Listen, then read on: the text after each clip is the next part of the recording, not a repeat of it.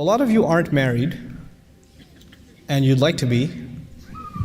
No, and there's a lot of, look, there are families that are very conservative, there are families that are not as conservative, you come from religious backgrounds, some of you don't come from religious backgrounds, but the fact that you're here in an audience like this one means that you care about Islam.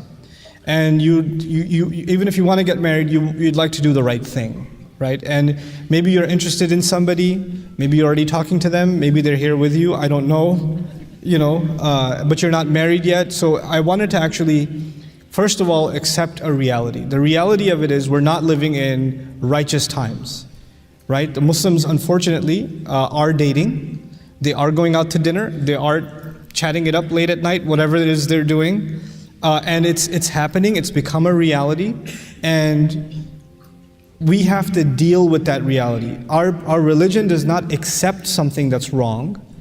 And so I can't endorse something that's wrong. No, we don't have the right to, because this deen is bigger than us, right?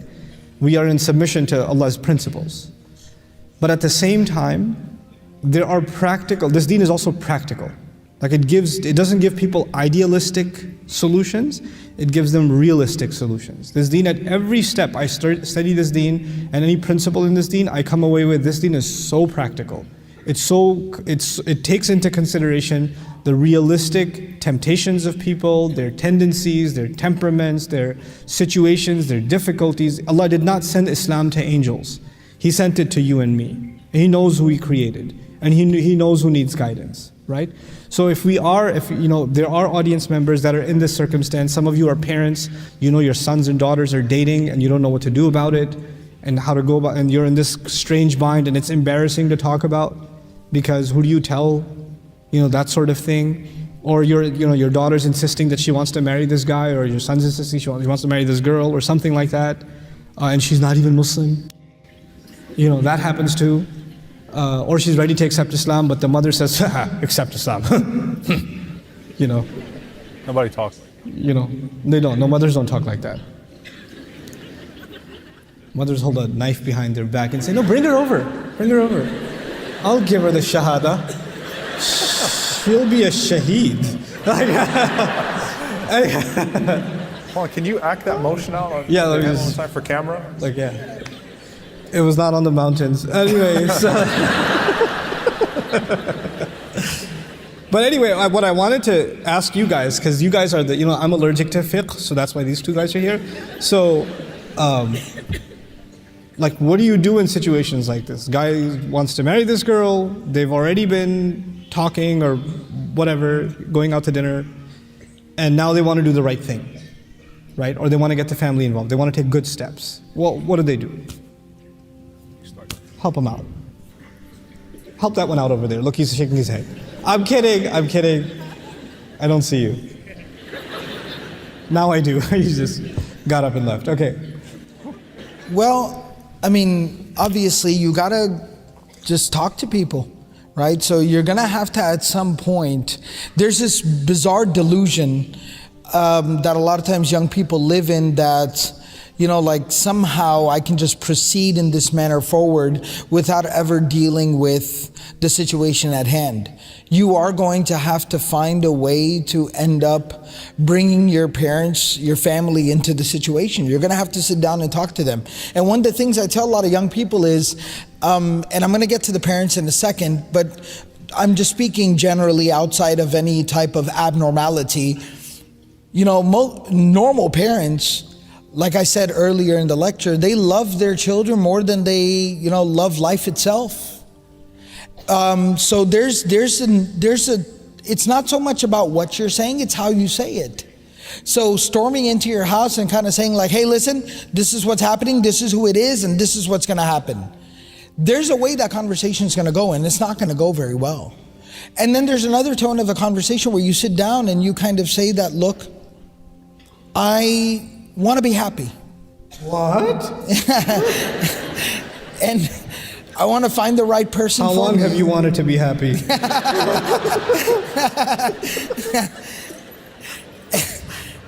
And I want to find the right person, and the last thing I'd want to do is hurt you or offend you in any way, but I really feel like this is the right person for me. I want you to help me out. here, right? There's a chance that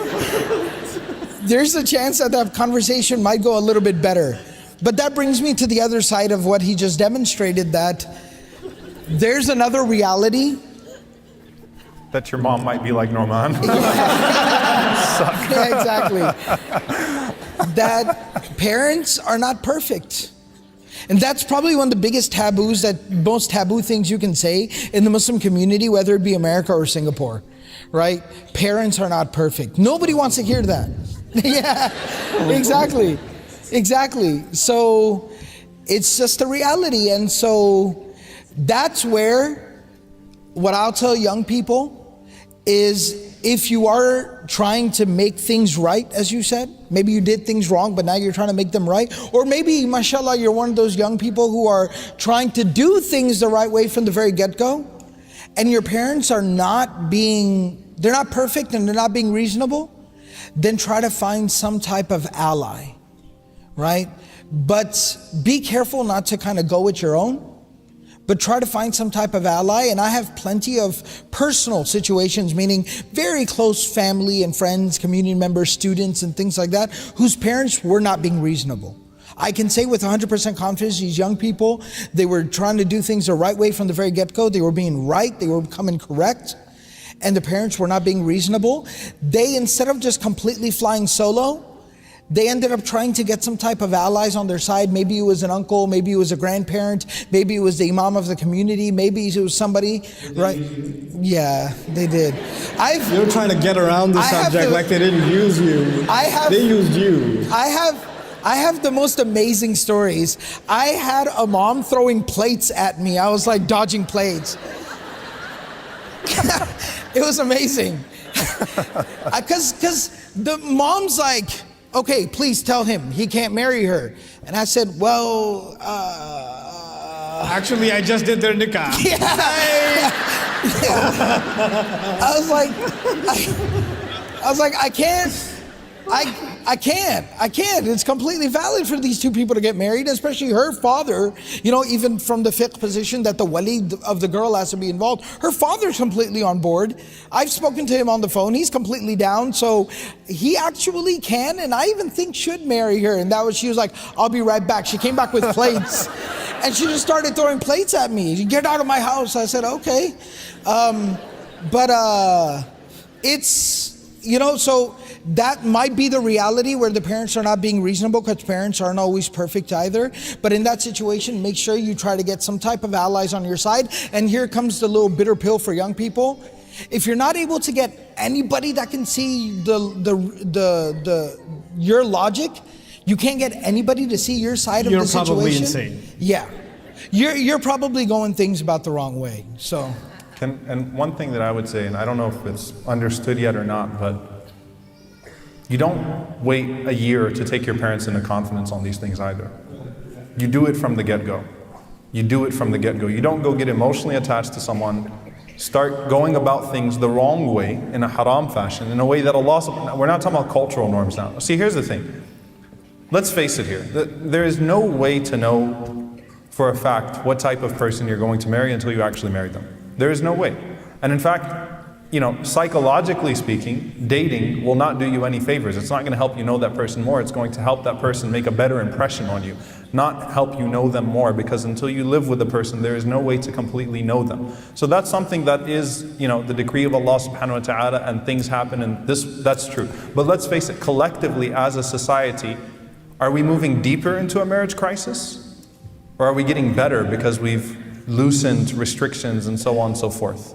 Right? Whether it's the Muslim world or the Western world or what have you, because there were certain decency cultural norms from a decency perspective that were in place even in the non-Muslim world, in the secular world. And there is a crisis in every part of the world in this regard.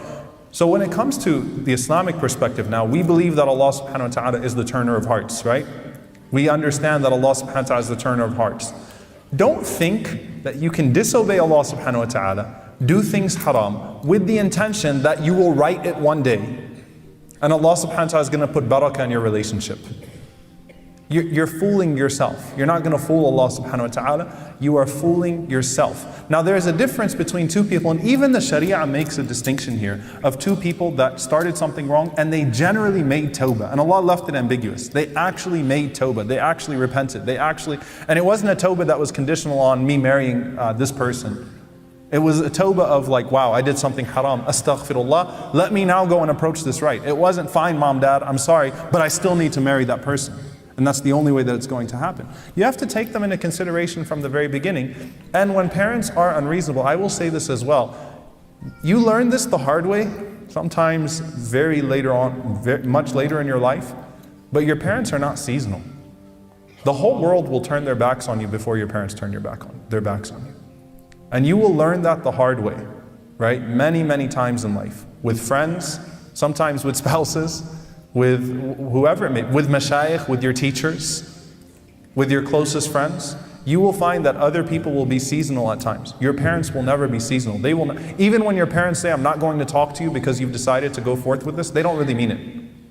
Right? They're saying that as a threat, hoping that you'll recognize the situation. Now, when parents are wrong, when they're dead wrong, and when they're standing in the way of something that is halal, something that is completely pure, something that's been pursued in the right way, then at that point, there is the option in Islam to override them through a particular process. But even then you have to ask yourself if it's worth it. Even then you have to ask yourself if it's worth it. So I have a tough question for both of you. What's that? I have a hard question for both of you.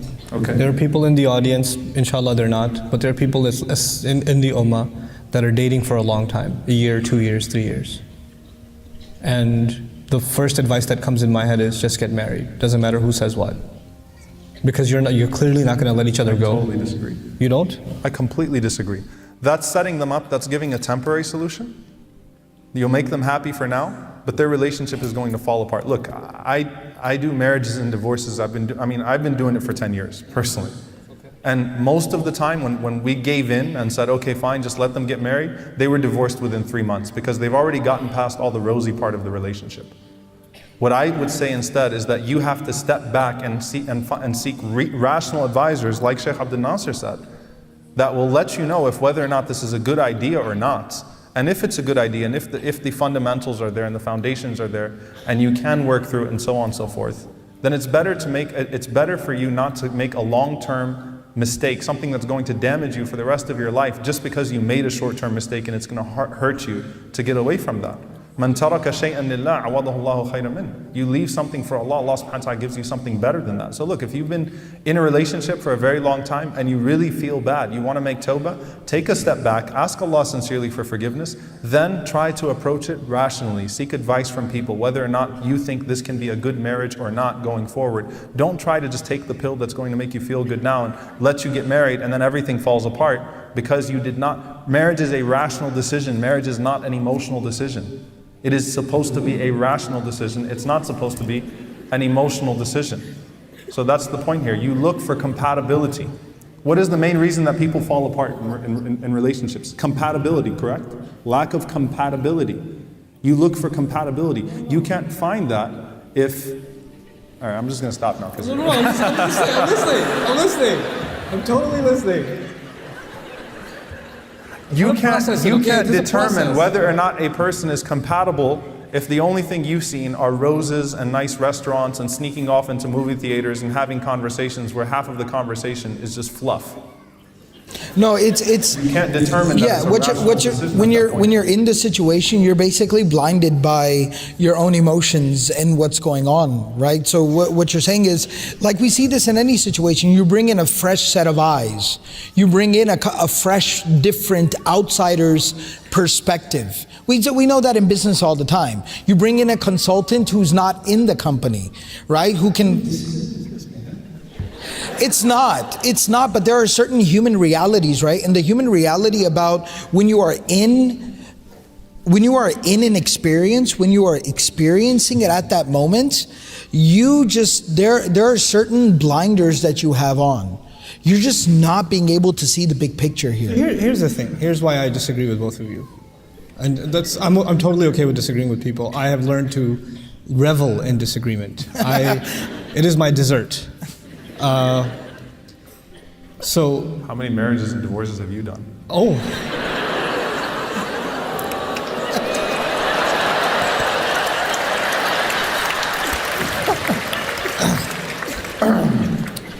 Go ahead, anyway, Imam Nouman. I knew you when I used to eat the adult meal and you used to get the Chuck E. Cheese meal. Okay, so Happy Meal? yeah, With he the used to get toy? I used to get him the Happy Meal toy at McDonald's, and they used to look at him. This guy is a child. You're 6'6" even then. Anyway. So, what was I saying? Yes. So here's what I'm saying. If there are people that are in a religiously not sanctioned relationship, they're dating, and I specifically mentioned they're involved in this kind of a relationship for years. My argument and my problem is that these people are emotionally invested in each other. And they have spent quite a bit of time together. Right or wrong, they've already done that. My personal problem is, why should this be some other man's fault that his now wife has emotionally already invested herself in someone else who's not going to leave her head anytime soon? And this is going to be a problem later on. Like they almost like they deserve each other at this point. Like this is my thinking about this problem. And maybe they don't get married, fine. But at least they should be given the option to pursue this. If you want to add the rational element to this too, they were never rational to begin with. Can we just agree that it's not black and white? Huh? Can we agree that it's not black and white? It's Sure. a case-by-case situation. Sure, That's it the is a point. That's the case-by-case point. situation. But this is, the problem becomes with these families, they say, well, you can marry anything you want, not her. 'Cause that's the one, well, no, that's still very much a possibility. And Yeah, I don't disagree with you there. I think we're talking about two different issues. I think that as far as the family is concerned, the family has to kind of resign themselves to the reality at this point that these two individuals are so emotionally vested into each other that they're going to be useless to any other human being. Actually, they're going to destroy somebody else's life. Yeah, that's what right? I'm arguing. No. So I think from the family perspective, that's fine. I think what we're talking about is those two individuals themselves, they just have to understand that the premise, this amazingly solid foundation that they think that their relationship is built on is actually really flimsy and very superficial. That's what we're just saying. Yeah. So maybe you're saying that if they're going to fail, you have to sometimes kind of let people fail to know that they made a mistake. How many people actually end up marrying their first crushes, or end up marrying the person that they thought was going to be their, prince in shining armor, and that was going to be their, how many people end up actually going forth with that, marrying that, and end up in happy marriages?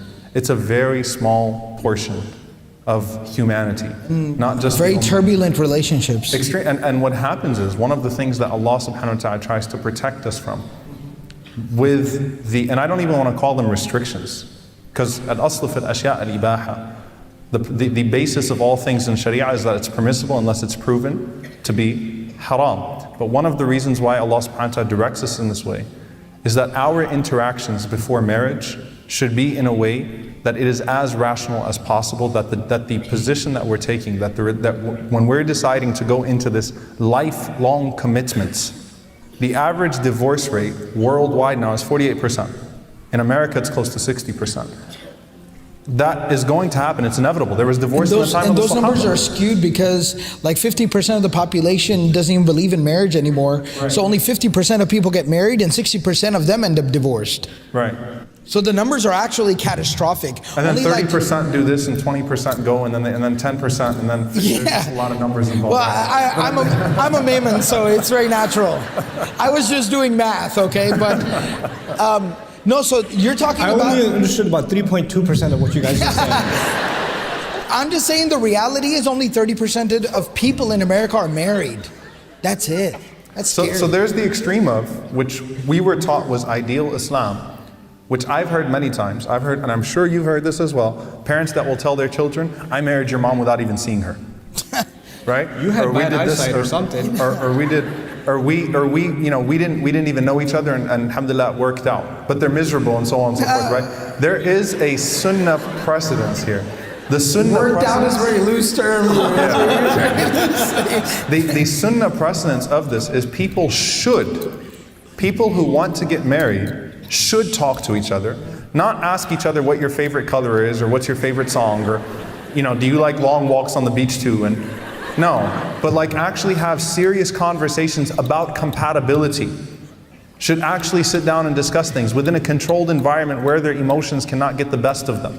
And that's the whole purpose of not allowing absolute khalwa, absolute seclusion. Because when you're in it, that's why Allah subhanahu wa ta'ala, it's called the spider's web, al-ankabut, right? Allah subhanahu wa ta'ala describes it as the most flimsy of houses. When you're in a spider web, when you're caught.